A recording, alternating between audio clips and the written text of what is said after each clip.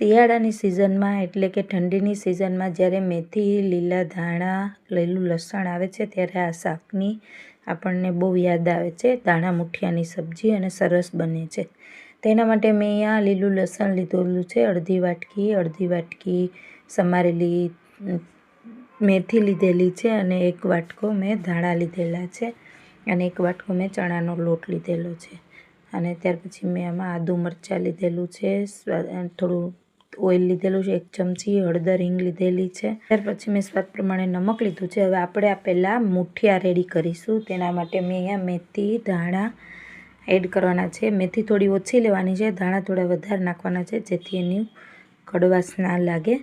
અને એમાં મેં થોડું 2 ચમચી અહીંયા લીલું લસણ નાખેલું છે. થોડું લસણ આપણે બચાવેલું છે, એ આપણે વઘારમાં એડ કરવાનું છે. અને ત્યાર પછી મેં આદુ મરચાંની પેસ્ટ લીધેલી છે અને આમાં મેં સ્વાદ પ્રમાણે નમક એડ કરેલું છે અને હળદર અને હિંગ એડ કરેલા છે અને થોડું 1 ચમચી તેલ એડ કરેલું છે. અને ત્યાર પછી આપણે જે 1 વાટકો મેં ચણાનો લોટ લીધેલો છે તેને આપણે એડ કરીને પહેલાં આપણે મુઠિયા રેડી કરીશું. દાણા મુઠિયાની સબ્જીમાં આ રીતે આપણે મિક્સ કરી લેવાનું છે સરસ રીતે. આપણે આમાં લોટ એટલો જ રાખવાનો છે જે આપણી ગોળી રેડી થાય એટલો લોટ આપણે યુઝ કરવાનો છે જેથી અંદરથી સરસ આપણી આ ગોળી સોફ્ટ થશે અને બહારથી આપણી ક્રિસ્પી થશે. જો વધારે પડતો લોટ આની અંદર હશે તો આપણી ગોળી અંદરથી સોફ્ટ નહીં થાય. એટલે આપણે ગોળી વડે એટલો જ લોટ નાખવાનો છે આ બધા મસાલામાં. અને આ રીતે આપણે લોટ બાંધી લેવાનો છે થોડું પાણી એડ કરીને, તમે જોઈ શકો છો.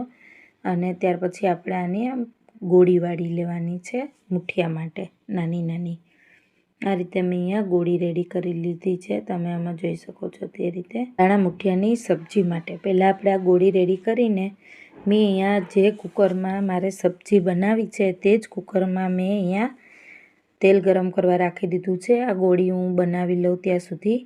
અને ગોળી રેડી થઈ જાય એટલે આપણે એને ફ્રાય કરી લઈશું ઓઇલમાં. મેં અહીંયા કુકરમાં આ રીતે મેં બધી જ ગોળી રેડી કરી લીધા પછી મેં કુકરમાં અહીંયા તેલ ગરમ કરવા રાખી દીધું હતું. તે મારું તેલ હવે ગરમ થઈ ગયું છે. હવે આપણે આ ગોળી બધી જ એમાં ફ્રાય કરીશું.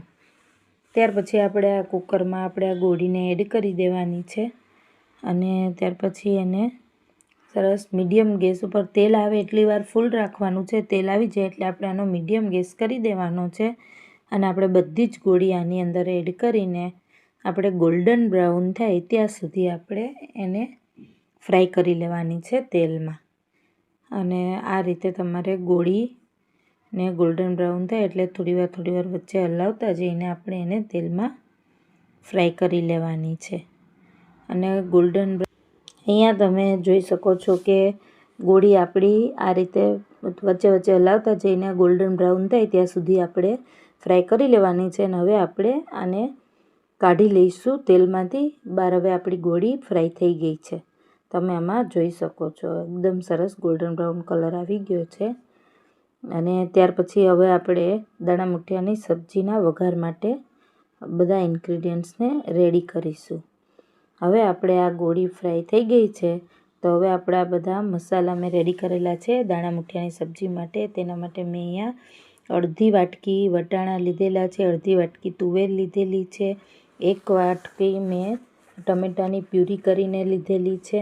ત્યાર પછી મેં લીલું લસણ 2 ચમચી વધારેલું હતું તે આપણે સબ્જીમાં એડ કરવા માટે રાખેલું છે. રાઈ મેથી છે, આખું જીરું છે, 1 ચક્રી ફૂલ છે, 2 લવિંગ છે, 1 તજનો ટુકડો છે, 6 થી 7 કરી પત્તા છે, સ્વાદ પ્રમાણે નમક છે, આદુ મરચાંની પેસ્ટ છે અને 1 ચમચી ગોળ છે, ધાણા જીરું છે, મરચું પાવડર છે, પછી હળદર હિંગ લીધેલા છે. હવે એક કુકરમાં મેં 4 ટેબલસ્પૂન તેલ ગરમ કરવા રાખેલું છે અને તે થોડું ગરમ થઈ જાય એટલે એમાં રાઈ મેથી અને આખું જીરું આપણે એડ કરવાના છે.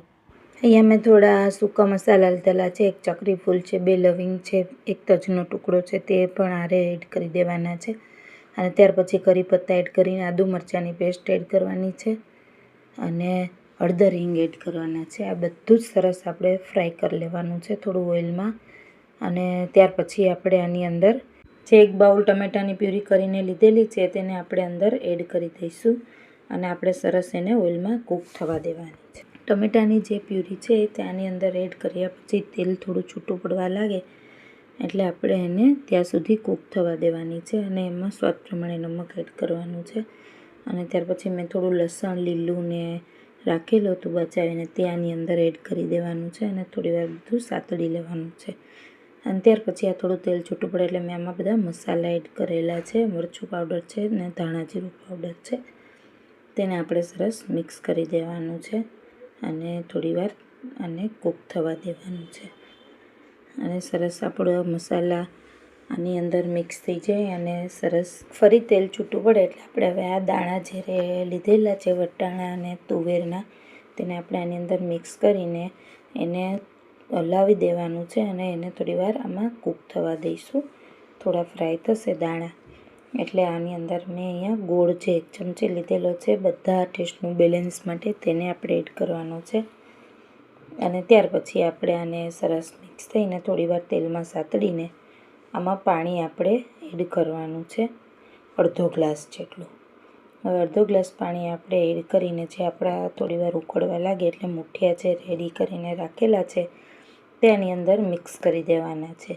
તમે આમાં જોઈ શકો છો કે આપણા મુઠિયા સરસ મિક્સ થઈ ગયા છે અને લીલું લસણ જે મેં હતું થોડું બચાવેલું એ મેં આમાં રેડી સમારેલું હતું એટલે એ ઓપ્શનલ છે, તમારે નાખવું હોય તો નાખી શકો છો.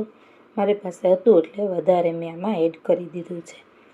ત્યાર પછી ફરી આપણે થોડું પાછું પાણી એડ કરવાનું છે ગ્લાસના 3 ભાગનું અને આપણે આને કુકર બંધ કરીને આપણે આની 2 સીટી લઈ લેવાની છે મીડિયમ ગેસ ઉપર એટલે આપણી આ દાણા મુઠિયાની સબ્જી રેડી થઈ જશે.